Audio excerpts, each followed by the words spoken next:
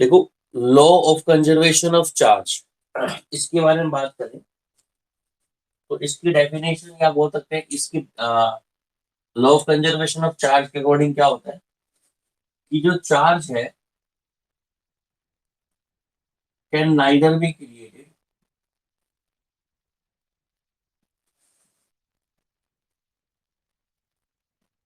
और nor be destroyed। Charge को ना तो हम क्रिएट कर सकते हैं बेटा, ना चार्ज को हम क्या कर सकते हैं, डिस्ट्रॉय कर सकते हैं। बट क्या कर सकते हैं हम, चार्ज को डिस्ट्रॉय क्रिएट ना करके बस एक बॉडी से, हाँ, नोट्स जो है वो जीरो चैप्टर के भी बनाने हैं। देखो, जीरो चैप्टर के नोट्स बनाने का बेनिफिट ये होगा, जानवी क्वेश्चन पूछ रही है जीरो चैप्टर के नोट्स बनाने हैं, जानवी है कौन है ना, जो भी पूछ रहा है बेटा, नोट्स जीरो चैप्टर बनाने का ये बेनिफिट होगा। मान लो मैं कल को आपको कोई क्वेश्चन देता हूँ या कुछ डेरिवेशन करता हूँ और आपको वहां पर इंटीग्रेशन या डिफरेंशिएशन का यूज करता हूँ, आपको वो फॉर्मूला उस टाइम याद नहीं आया, तो आप वो नोटबुक खोलकर अपनी उसमें वो फॉर्मूला चेक कर सकते हो कि जो फॉर्मूला कराया है वही है क्या दूसरा है। ठीक है, तो उसका हम आया है। तो चार्ज जो है कैन नाइदर बी क्रिएटेड और नॉर बी destroyed। ठीक है, चार्ज को सिर्फ हम क्या कर सकते हैं बेटा, एक बॉडी से दूसरी बॉडी पे चार्ज को ट्रांसफर कर सकते हैं। चार्ज को ना तो आप बना सकते हो, ना ही चार्ज को आप डिस्ट्रॉय कर सकते हो। चाहे आपके पास कोई केमिकल रिएक्शन हो,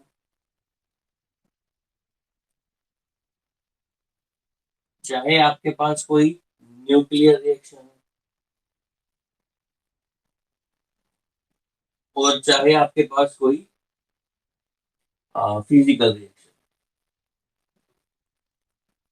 कोई भी रिएक्शन हो, ना तो आप चार्ज को क्रिएट कर सकते हो बेटा, ना चार्ज को आप डिस्ट्रॉय कर सकते हो। बस चार्ज को एक बॉडी से दूसरी बॉडी पर आप लोग ट्रांसफर कर सकते हो। ठीक है, एक एग्जांपल मैं आपको न्यूक्लियर रिएक्शन का देता हूं, जिसमें law of conservation of charge जो है हमारा वो होल्ड होता है। इसका एग्जांपल दे रहा हूं बेटा आपको, मैं आपको एग्जांपल दे रहा हूँ न्यूक्लियर रिएक्शन। देखो, जो न्यूक्लियर रिएक्शन होती है ना, उनमें प्रोटॉन और न्यूट्रॉन को लेकर रिएक्शन होती है। मतलब न्यूक्लियस किससे बना होता है बेटा, न्यूक्लियस बना होता है प्रोटॉन से और न्यूट्रॉन से। और वो जो प्रोटॉन और न्यूट्रॉन है उनके बीच में अगर कोई रिएक्शंस होंगी, उन रिएक्शंस को हम लोग न्यूक्लियर रिएक्शंस बोलेंगे। अब हम बात करेंगे न्यूक्लियर रिएक्शंस में law of conservation of charge. Nuclear reactions में law of conservation of charge कैसे हॉल होता है, या फिर एक कोई ऐसे न्यूक्लियर रिएक्शंस जिसमें हम ये शो कर सके कि law of conservation of charge hold हो रहा है। ठीक है, न्यूक्लियर रिएक्शंस में प्रोटॉन जो है वो कन्वर्ट होता है बेटा न्यूट्रॉन में। देखो, ये न्यूक्लियर फोर्स की एक प्रॉपर्टी होती है कि जो प्रोटॉन्स है और न्यूट्रॉन्स है वो कंटिन्यूअसली आपस में एक दूसरे में एक्सचेंज होते रहते हैं। प्रोटॉन जो है वो न्यूट्रॉन में एक्सचेंज होता रहता है, न्यूट्रॉन जो है वो प्रोटॉन में एक्सचेंज होता रहता है। ठीक है, तो प्रोटॉन जो है हमारा वो कन्वर्ट हो जाएगा इसके अंदर न्यूट्रॉन में, प्रोटॉन न्यूट्रॉन में कन्वर्ट हो जाएगा। जैसे ही प्रोटॉन न्यूट्रॉन में कन्वर्ट होगा, साथ में निकलेगा बेटा एक पार्टिकल, जिस पार्टिकल का नाम है पॉजिट्रॉन। पार्टिकल का नाम क्या है इसका, पॉजिट्रॉन। ठीक है, पॉजिट्रॉन और इलेक्ट्रॉन में इतना ही फर्क है कि पॉजिट्रॉन पे जो चार्ज होता है वो पॉजिटिव होता है, इलेक्ट्रॉन पे चार्ज होता है जो क्या होता है, नेगेटिव। इलेक्ट्रॉन अगर हमारा पार्टिकल है, इलेक्ट्रॉन अगर हमारा पार्टिकल है, तो पॉजिट्रॉन हमारा एंटी पार्टिकल है। ठीक है, तो जब न्यूक्लियर रिएक्शंस में प्रोटॉन कन्वर्ट हुआ किसके अंदर बेटा, न्यूट्रॉन में, न्यूट्रॉन में कन्वर्ट होने के साथ एक इसके पार्टिकल निकला, इस पार्टिकल का नाम क्या रखा हमने, पॉजिट्रॉन। साथ में एक पार्टिकल निकलेगा जिसका नाम है न्यूट्रिनो। क्या नाम है बेटा इसका, न्यूट्रिनो। मतलब आपका प्रोटॉन जो है वो किस में कन्वर्ट हो गया बेटा, न्यूट्रॉन में। प्लस में क्या निकला इसका, इसकी पॉजिट्रॉन, प्लस में कौन सा पार्टिकल निकला बेटा, न्यूट्रिनो। ध्यान से देखो, रिएक्शन से पहले इसके पर चार्ज था +1 प्रोटॉन का, रिएक्शन के बाद न्यूट्रॉन पे चार्ज कितना होता है बेटा 0, पॉजिट्रॉन पे चार्ज कितना है +1 और न्यूट्रिनो पे चार्ज कितना होता है 0। तो रिएक्शन से पहले चार्ज कितना था +1 और रिएक्शन के बाद भी चार्ज कितना है बेटा +1। इसी को बोलते हैं law of conservation of charge.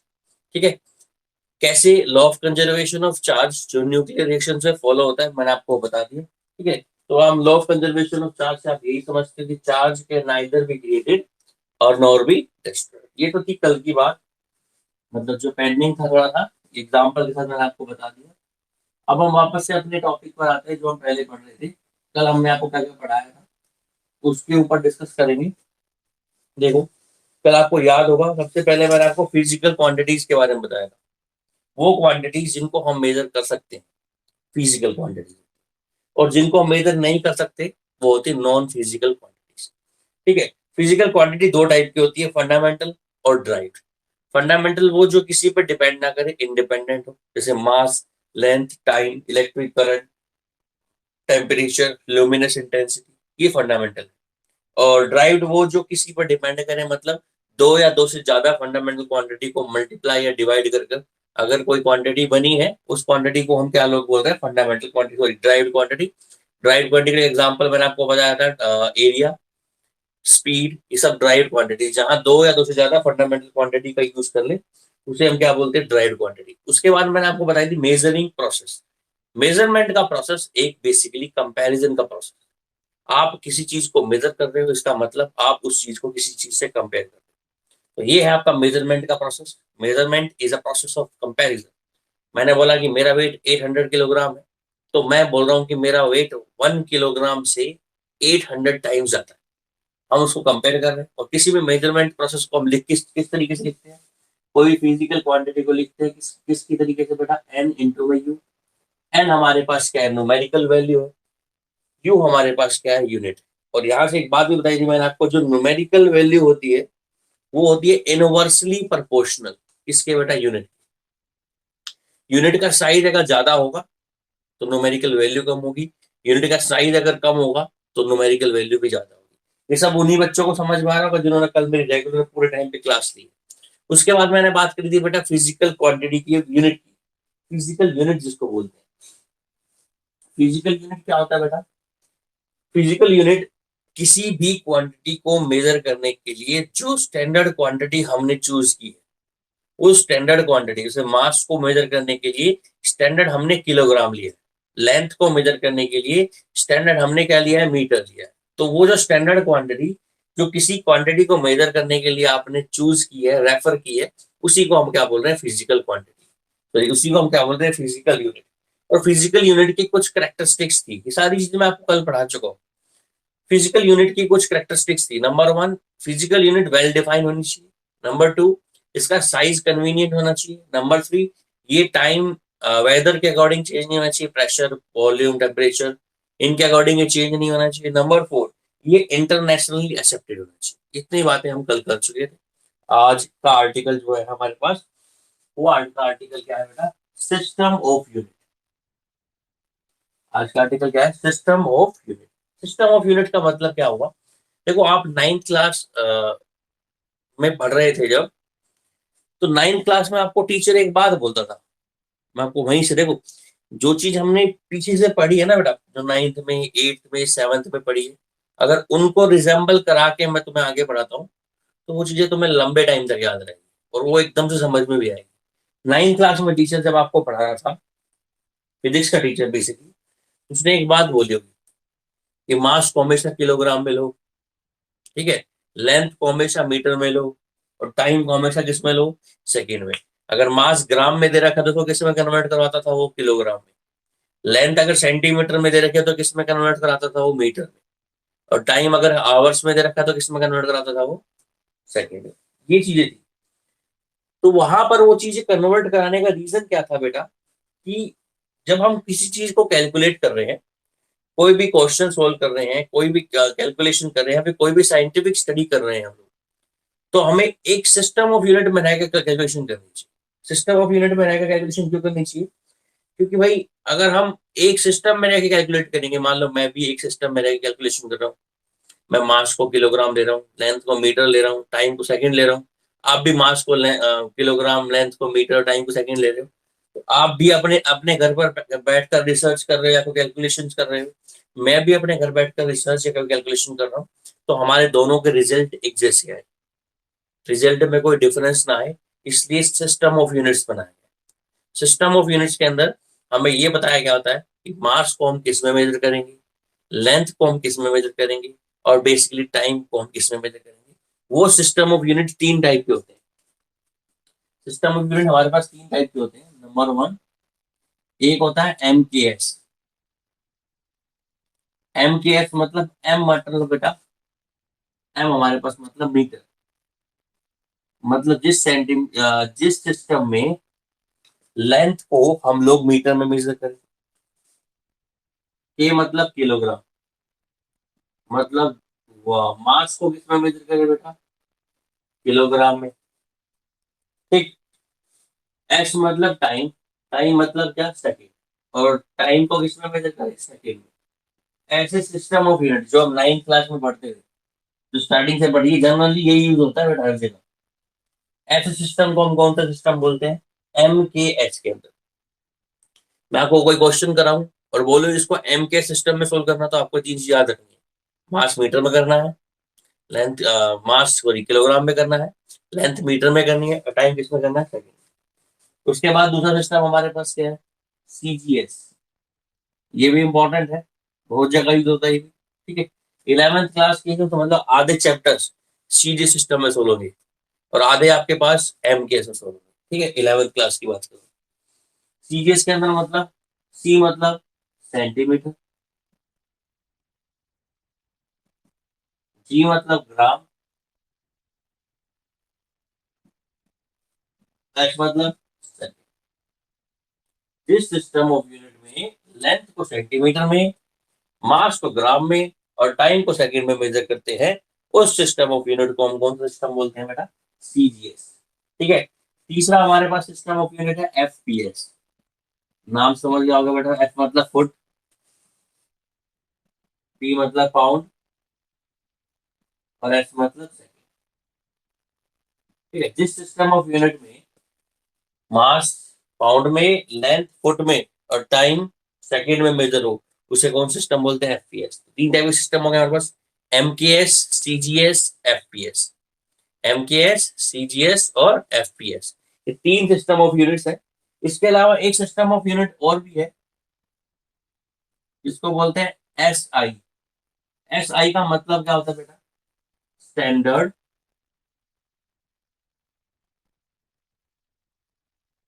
International, standard international, ये हमारे पास SI सिस्टम होता है। SI सिस्टम के अंदर हमारे को 7 यूनिट गिवन है, 7 फिजिकल क्वांटिटी गिवन है, जिसको आपको इसी में मेजर करना है। 7 फिजिकल क्वांटिटी कौन कौन सी है, इसमें हमारे को गिवन है। सबसे पहला, तो मैं आपको पहले ही बता चुका हूँ, मास। मास को आप मेजर करोगे किसके अंदर बेटा, किलोग्राम में। ठीक है। देखो, MKS, CGS, FPS, इसमें सिर्फ मास, लेंथ और टाइम के बारे में बताया है। पर SI सिस्टम जो है, स्टैंडर्ड इंटरनेशनल, जो है जो ऑल ओवर द वर्ल्ड चलता है, इसके अंदर आपको ये 7 फिजिकल क्वांटिटीज के बारे में बताएगा। जिन 7 फिजिकल क्वांटिटीज की यूनिट क्या होनी चाहिए, वो बताएगा। सबसे पहले मास की यूनिट क्या होनी चाहिए बेटा, किलोग्राम। दूसरा हमारे पास लेंथ की यूनिट क्या होनी चाहिए, मीटर। तीसरा टाइम की यूनिट क्या होनी चाहिए, सेकंड। ठीक है। मास की किलोग्राम, लेंथ की मीटर, टाइम की second. Fourth, electric current. Electric current की यूनिट क्या होनी चाहिए बेटा, एम्पियर। ठीक। फिफ्थ, इलेक्ट्रिक करंट के बाद टेम्परेचर। टेम्परेचर को किसमें मेजर करेंगे हम, kelvin. Six, luminous intensity. Luminous luminous intensity को मेजर करते हैं कैंडला से। लुमिनस इंटेंसिटी क्या होता है बता देता हूँ, लाइट की अमाउंट को कैलकुलेट करना। सन से लाइट आ रही है, किसी बल्ब से लाइट आ रही है, उस बल्ब की अमाउंट कितनी है उसको मेजर करना। ठीक है, वो हमारी कहलाती है लुमिनस इंटेंसिटी। उसको मेजर करने की जो यूनिट है उसका नाम है कैंडला। ठीक, उसके बाद 6 के बाद आएगा 7, जिसको बोलते हैं amount of substance. Amount of substance,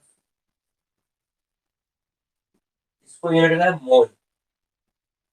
क्या यूनिट है बेटा इसकी? मोल। मतलब जैसे हम बोल देते हैं ना, एक दर्जन हमारे पास चीज है, हम बोल देते हैं एक दर्जन का मतलब हमारे पास 12 पार्टिकल है। ऐसे ही हम बोले कि हमारे पास 1 मोल पार्टिकल है तो कुछ नंबर होता है, उस नंबर को भी डिस्कस करेंगे आगे हम। ठीक है, तो ये जो आपको 7 यूनिट बता चुका हूँ, mass, length, time, electric current, temperature, luminous intensity, और हमारे पास कौन सी होगी बेटा ये,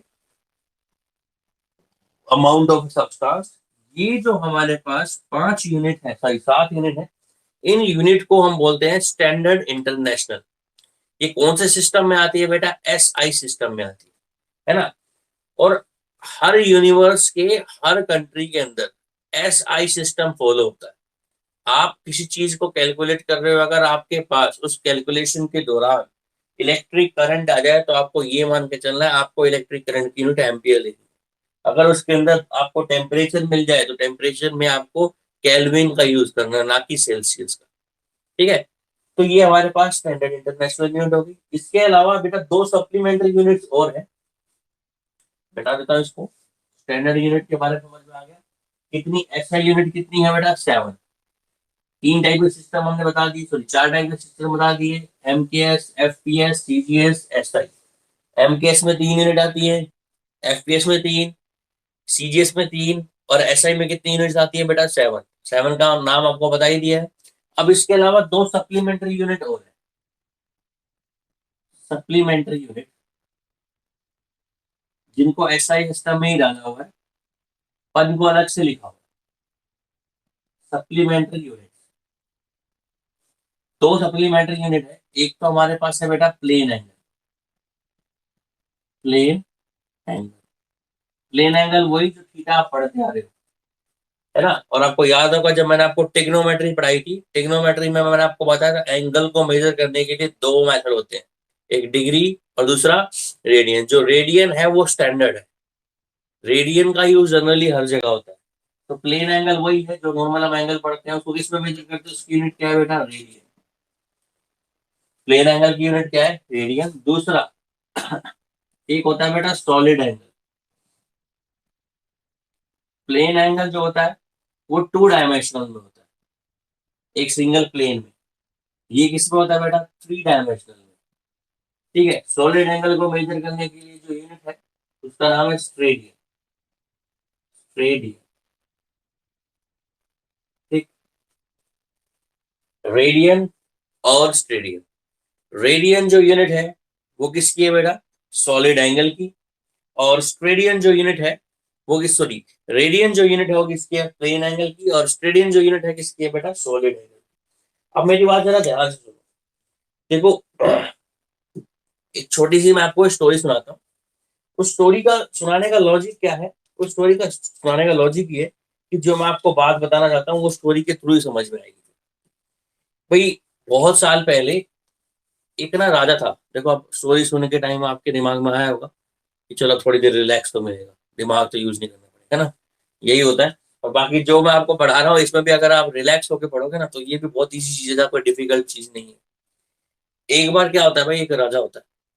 राजा जो कि प्रजा के लिए ना इक्वालिटी शो करता है हमेशा। मतलब वो ये चाहता है कि प्रजा को कभी ये ना लगे, किसी भी प्रजा के किसी भी इंसान को, कि मैंने उनके साथ पार्शियलिटी की।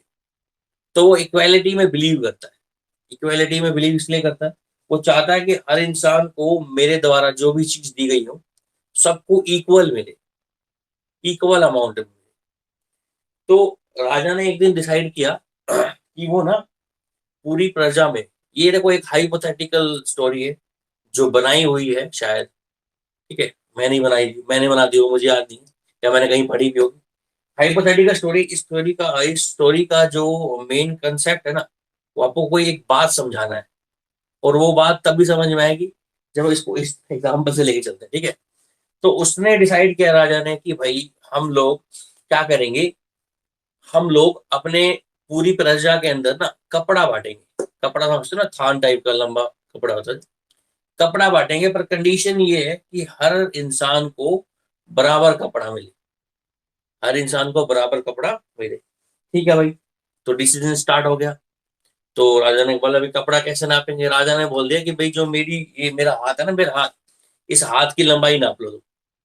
इस लंबाई को हम बोल रहे हैं 1 यार्ड, ऐसे कुछ बोल दिया, यूनिट बना दी। और सबके घरों में हर बंदे को, हर एक इंसान को कपड़ा दे दो। कितना बेटा? 1 यार्ड का।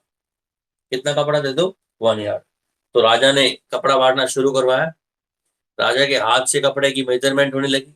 ठीक है, हर बंदा, राजा राजा राजा मिलता उसको, अपने हाथ से मेजरमेंट करके उसको वहां से कट करके कपड़ा दे देता था। ऐसे चलता रहा, कुछ 1 साल हो गया। 1 साल बाद राजा जो है, उसको किसी इंसान ने आके, प्रजा में से किसी इंसान ने बोला कि आपने जो कपड़े प्रजा में बांटे हैं ना बेटा, वो इक्वालिटी नहीं शो कर रहे, उनमें गड़बड़ है। किसी को कम मिला है, किसी को ज्यादा मिला है। तो राजा को शौक जाता है। राजा बोलता है, भाई कहाँ क्या गलती हुई बताओ। वो बोल रहा है कि जैसे जैसे आप ग्रोथ कर रहे हो, 1 साल के अंदर आपने ग्रोथ भी किया होगा, है ना, आपके हार्मोन्स जो है, या आपके जो साइज है बॉडी का, वो इंक्रीज भी होगा। और आपके जो हाथ की लेंथ है, जो आपने 1 यार्ड बोली, इसको इतनी लेंथ को आप 1 यार्ड बोल रहे हो, इसके अंदर भी कुछ ना कुछ इंक्रीमेंट आया होगा 1 साल। तो जो स्टार्टिंग में जिन्होंने कपड़ा लिया उनकी लेंथ कम है, और जो लास्ट में कपड़ा ले गए उनकी लेंथ थोड़ी बहुत ज्यादा है। तो राजा फिर टेंशन में आ गया। तो राजा को फिर किसी ने एडवाइस दी कि आप हाथ का यूज मत करो, आप ना एक रोड ले लो। कौन सी रोड ले लो? एक मेटल की रोड ले लो लंबी सी, और उस पे 2 मार्क कर दो, और उसको बोल दो आप 1 यार्ड, और फिर उसके हिसाब से कपड़े डिस्ट्रीब्यूट करो। तो राजा को ये बात समझ में आ गई। हाँ भाई ठीक है, मेटल की तो लेंथ चेंज नहीं होती, मेटल की लेंथ फिक्स रहेगी। उन्होंने मेटल की लेंथ से कपड़े बांटने शुरू कर दिए। अब भाई मेटल की लेंथ से कपड़े बढ़ते रहे। साल हुआ, फिर 1.5 साल हुआ। पूरी प्रजा में बंटने को जब बराबर बराबर आए, तब फिर एक कोई समझदार इंसान फिर उठ के बोला कि भाई साहब, आपने जो कपड़े डिस्ट्रीब्यूट किए प्रजा के अंदर, वो बराबर नहीं किए। राजा बोला, क्या प्रॉब्लम आ गई? क्योंकि आपने जो मेटल यूज किया है ना, मेटल, वो टेम्परेचर के हिसाब से अपनी लेंथ चेंज करता है। और ये बात फैक्ट भी है। अगर आप टेम्परेचर बढ़ाओ तो मेटल की लेंथ इंक्रीज और डिक्रीज हो सकती है। तो आपने जो गर्मियों में कपड़े बांटे, उसमें उसकी लेंथ ज्यादा थी मेटल की, और जो सर्दियों में कपड़े बांटे उसमें उस मेटल की लेंथ थोड़ी बहुत कम हो गई। तो आपने फिर से पार्शियलिटी कर दिया। ठीक है, अब ये राजा वाली कहानी, राजा की जगह साइंटिस्ट लगाओ, ठीक है, और प्रजा की जगह लगाओ ये जनता जो रिसर्च कर रही है, बहुत सारे साइंटिस्ट, ठीक है, बहुत सारे टीचर्स, बहुत सारे प्रोफेसर, ठीक है, ये सब जो रिसर्च कर रहे हैं इनके ऊपर। तो भाई जब ये रिसर्च कर रहे हैं, ये सब चीज कैलकुलेट कर रहे हैं, तो इनको चाहिए एक ऐसी स्टैंडर्ड क्वांटिटी जिसकी वैल्यू चेंज ना हो, जिसकी वैल्यू क्या ना हो, चेंज, ताकि हर इंसान, जैसे अब चाइना के अंदर रिसर्च हो रही है, ठीक, चाइना के अलावा मान लो इंडिया में रिसर्च हो रही है, यूके में रिसर्च हो रही है, यूएसए में रिसर्च हो रही है, ठीक है, हर अलग अलग जगह रिसर्च हो रही है, और इन सब के रिसर्च के अगर रिजल्ट आप लोग सब लोगों को सेम चाहिए, तो आप सब लोगों को एक ऐसी स्टैंडर्ड क्वांटिटीज बनानी पड़ेगी जिसकी वैल्यू कभी चेंज ना हो। तो एक ब्यूरो है, इसका नाम है International Bureau of Weight and Measurement. क्या नाम है उसका? International Bureau of Weight and Measurement. लिखना पड़ेगा, समझ लो। ब्यूरो का नाम क्या है बेटा? International Bureau of Weight and Measurement. इस ब्यूरो ने डिसाइड किया, देखो ये International Bureau of Weight and Measurement, ठीक है, पेरिस में कोई जगह है, वहां पर है ब्यूरो। इस ब्यूरो वालों ने डिसाइड किया कि हम जितनी भी एसआई यूनिट के अंदर स्टैंडर्ड क्वांटिटीज है, mass, length, time, electric current, luminous intensity और टेम्परेचर, इन सभी एसआई यूनिट को हम लोग इनको एक फिक्स्ड अमाउंट में, या बोल सकते हैं इनको एक स्टैंडर्ड वेल डिफाइंड डेफिनेशन देंगे। ठीक है, इन्होंने कोशिश क्या की, इन्होंने कोशिश ये करी कि सभी क्वांटिटी की, से मान लो 1 मीटर है, 1 मीटर एग्जैक्ट कितना होता है, उस एग्जैक्ट 1 मीटर की लेंथ उन्होंने वहां उस ब्यूरो में रखी है कि वो जो वैल्यू है वो एग्जैक्ट 1 मीटर के बराबर है। किसी को कंपेयर करना है तो वहां से कंपेयर कर सकते हैं। मैंने बताया था कि आपने जो स्टैंडर्ड रेफरेंस चूज किया है किसी भी क्वांटिटी को मेजर करने के लिए, वो स्टैंडर्ड रेफरेंस ही आपका क्या कहलाता है बेटा, यूनिट कहलाता है। और उस यूनिट को परफेक्टली फिक्स रखना है, जिसकी वैल्यू चेंज ना हो, कभी भी चेंज ना हो। तो उन्होंने, ब्यूरो वालों ने वहां पर सभी यूनिट्स की वैल्यू रखी हुई है। सभी यूनिट्स के मेजरमेंट का जो स्पेसिफाई है, जो स्पेसिफाई मेजरमेंट है, या बोल सकते हो सभी यूनिट के मेजरमेंट को जो उसने मेजर करना है, वो उन्होंने वहां पर रखा हुआ है। जैसे मैं बोलता हूँ भाई मेरे पास 1 मीटर का कपड़ा है, एक मेरा दोस्त बोलता है वो मेरे पास 1 मीटर का कपड़ा है, एक और दोस्त वो बोलता है मेरे पास 1 मीटर का कपड़ा है। अब भाई तीनों बोल सकते हैं हम 1 मीटर का कपड़ा है, पर हम तीनों को अगर मेजरमेंट करना है कि किसका कपड़ा एग्जैक्टली 1 मीटर के इक्वल है, तो हमें जाना पड़ेगा कहाँ पर, फ्रांस, उसी ब्यूरो में। और वहां उस ब्यूरो में एक रोड रखी है, उस रोड के ऊपर 2 मार्क रखे हैं। भी मैं आपको सारी डेफिनेशन बताऊंगा इसकी ना, हर स्टैंडर्ड यूनिट की क्या डेफिनेशन और कैसे स्टैंडर्ड ब्यूरो वालों ने उनको स्पेसिफाइड किया। तो मैं बताऊंगा उस रोड के ऊपर जो 2 मार्क रखे हैं, वो 2 मार्क एग्जैक्टली 1 मीटर के ऊपर रखे हैं। 2 मार्क के बीच की डिस्टेंस एग्जैक्टली 1 मीटर, तो वो है एग्जैक्ट 1 मीटर। बाकी जो पूरी दुनिया यूज कर रही है वो उससे कंपेयर करके यूज कर रही है। ठीक है, जितने भी ये मीटर स्केल बनते हैं, सब कुछ बनते हैं, ये एग्जैक्ट इसी पर बेस्ड होते हैं। ठीक है, तो ये बात समझ में आ गई होगी। तो अब हम आपको जितनी भी स्टैंडर्ड एसआई यूनिट्स हैं, सभी एसआई यूनिट की डेफिनेशन बताएंगे। सभी एसआई यूनिट की क्या बताएंगे बेटा, डेफिनेशन। जैसे मीटर स्टार्ट करेंगे, 1 मीटर कितना होता है, ठीक है, 1 किलोग्राम कितना होता है, 1 सेकेंड। देखो आज तक आपने 1 मीटर को कभी डिफाइन नहीं करा, आपसे कोई पूछे 1 मीटर कितना होता है, अब फिर तक आते की बात बोलते हो, 1 मीटर 100 सेंटीमीटर, है ना, होता कितना है उसको नहीं पता। तो डेफिनेशन देनी है किसकी, अभी हम पढ़ेंगे डेफिनेशन, सभी डेफिनेशन स्टैंडर्ड डेफिनेशन सही इनकी, सभी standard international quantity SI system में जो जो क्वांटिटी आती है उनकी डेफिनेशन। सबसे पहले डेफिनेशन किसकी पढ़ेंगे बेटा, सबसे डेफिनेशन पहले पढ़ेंगे मीटर की। मीटर बोल दो या फिर बोल दो 1 मीटर। देखो कितने मजे वाली बात है ना, क्या पढ़ रहे हो, 1 मीटर कितना होता है। 11th में साइंस ली, और साइंस लेकर क्या पढ़ रहे हैं हम, कि 1 मीटर कितना होता है ना, इंटरेस्टिंग। चलो चलो, आपसे क्वेश्चन पूछता हूँ, 10th पास आउट करके आए हो, स्पीड ऑफ लाइट कितना होता है। कोई भी एक बच्चा जिसको पता है स्पीड ऑफ लाइट वैक्यूम में कितनी होती है, बता दो, अनम्यूट करके।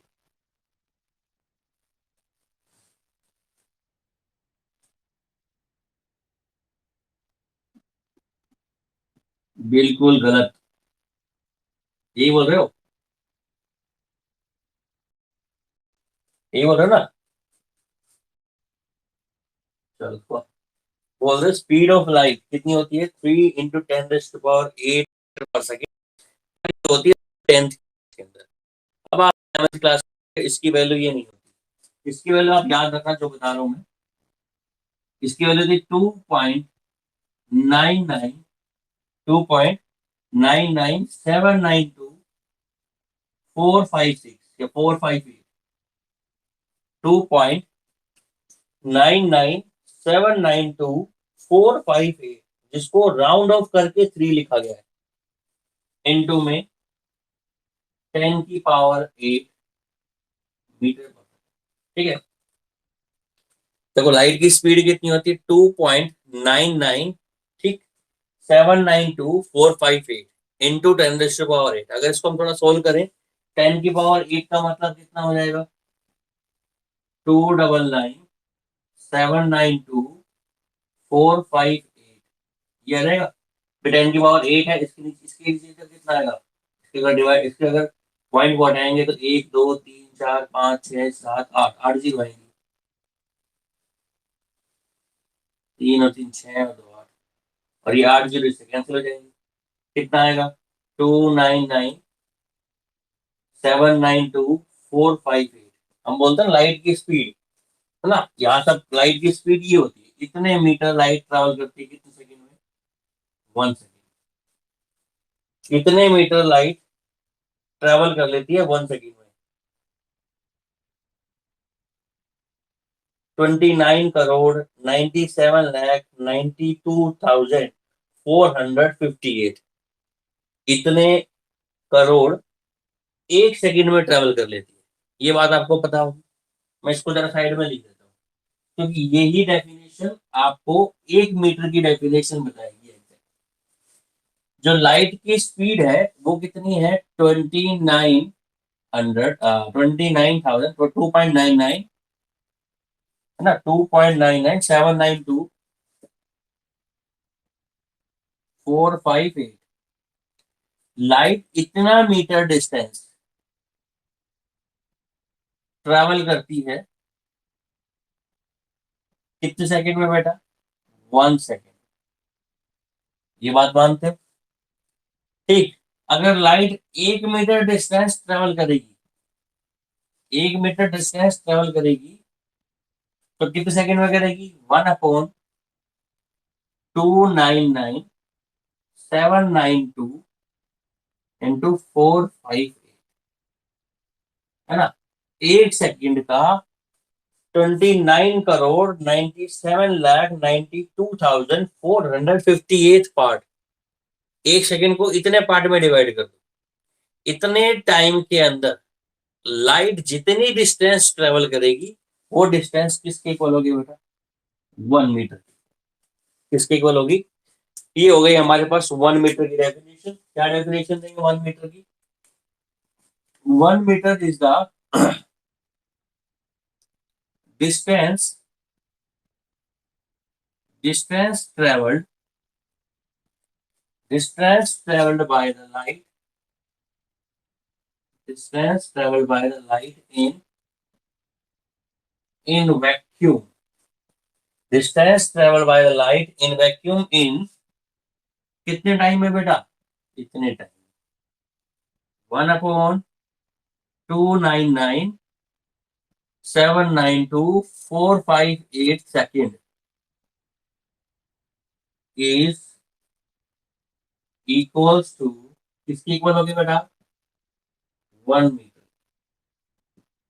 ठीक है, और एक बात और बता देता हूँ, या तो आप 1 मीटर को ऐसे डिफाइन कर दो, नहीं तो आप International Bureau of Weight and Measurement में जाओगे ना बेटा, तो वहां पर क्या रखा हुआ है, वहां पर एक रोड रखी हुई है जिसके ऊपर टेम्परेचर प्रेशर, ठीक है, हर चीज कांस्टेंट की हुई है। वो प्लेटिनम इरिडियम की एक रोड है, उस रोड के ऊपर 2 मार्क लगे हुए हैं, एक मार्क इधर है एक मार्क इधर है, उन 2 मार्क के बीच की एग्जैक्ट डिस्टेंस किसके इक्वल है बेटा, 1 मीटर के इक्वल।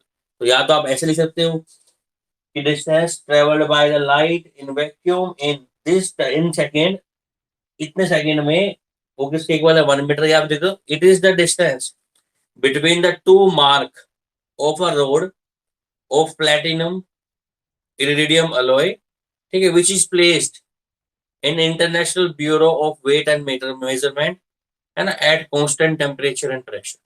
वहां जो रोड रखी है उसको कांस्टेंट टेम्परेचर प्रेशर पर रखा, उस कांस्टेंट टेम्परेचर प्रेशर पर जो उनके 2 पॉइंट मार्क लगा रखे हैं, उनके बीच की डिस्टेंस एग्जैक्टली 1 मीटर की।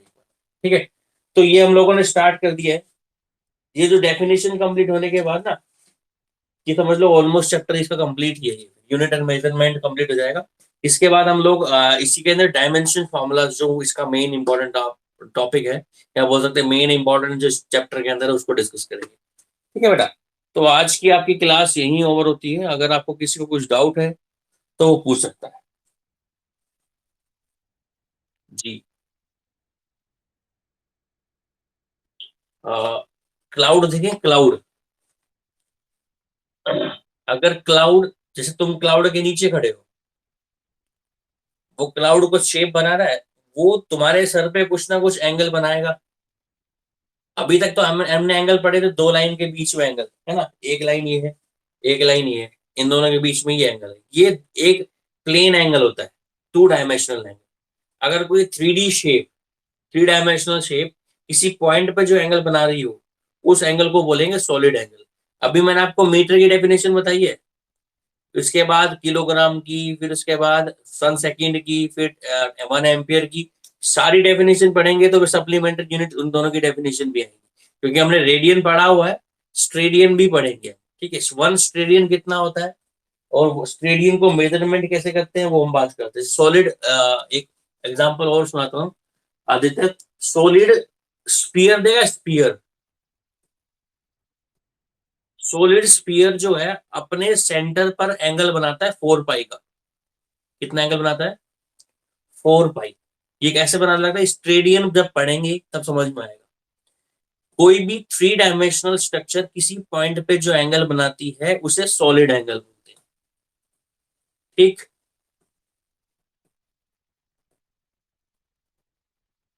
ओके।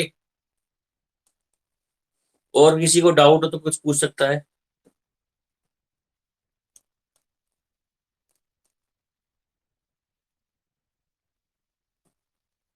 अदरवाइज जा सकते हो। कोई डाउट हो तो पूछ सकते हो, अदरवाइज जा सकते हो।